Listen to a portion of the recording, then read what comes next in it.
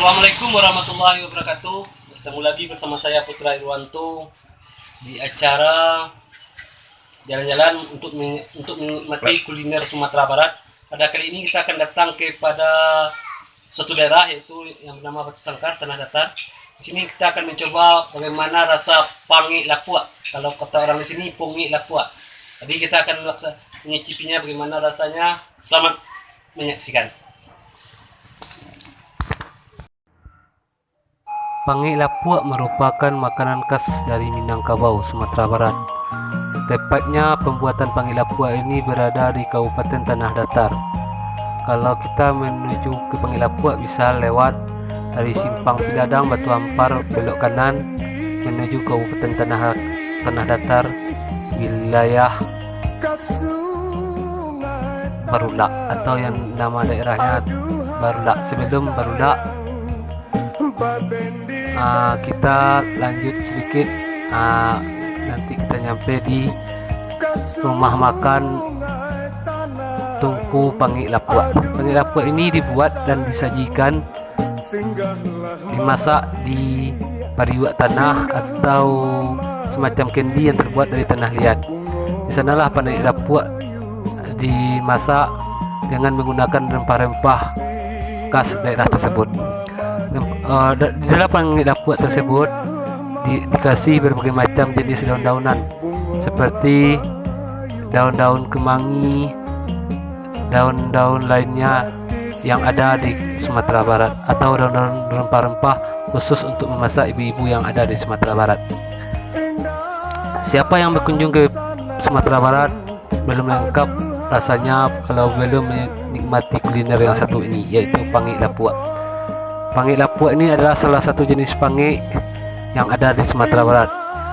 Adapun jenis pangi yang ada di Sumatera Barat adalah pangi cubada, pangi ikan.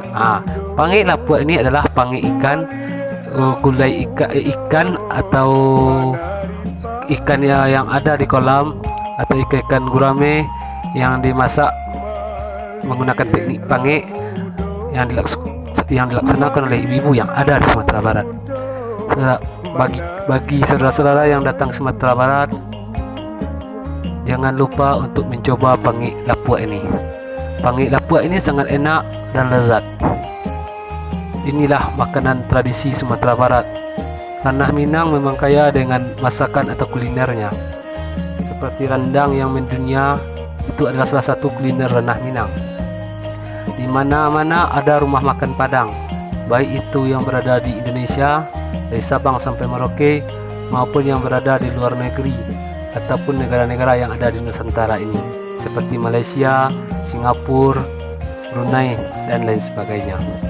Dan rumah makan Minang ini juga ada di Eropa sampai dataran Amerika. Jadi kalau ke Sumatera Barat atau ke ranah Minang atau ke Minangkabau belum lengkap rasanya kalau belum mencoba masakan orang Minang atau orang Padang. Masakan orang Minang ini juga ada di Negeri Sembilan, Malaysia, karena orang-orang Minang dulu banyak bermigrasi ke negara Malaysia sebelum adanya penjajahan Inggris dan Belanda. Inilah makanan khas Sumatera Barat, Pangi Lapua. Enak, lezat, dan nikmat. Hati siapa indahkan sanang, aduhai sayang, malie sinona, malie sinona, manari payu, malie sinona, malie sinona, manari payu.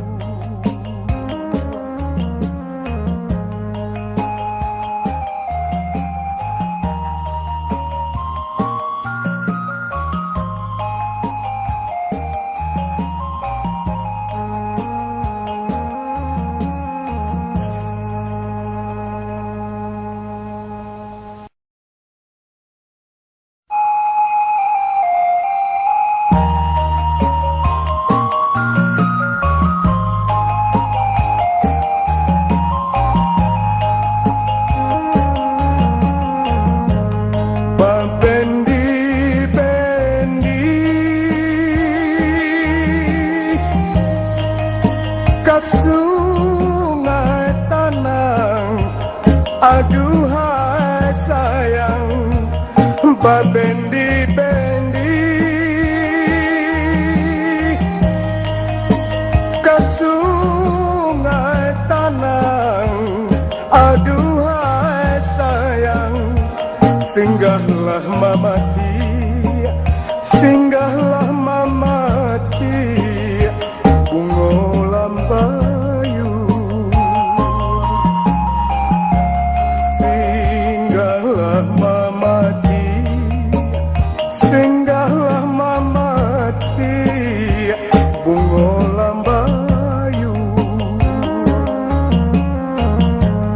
Hati siapa indah dan senang, aduhai sayang, hati siapa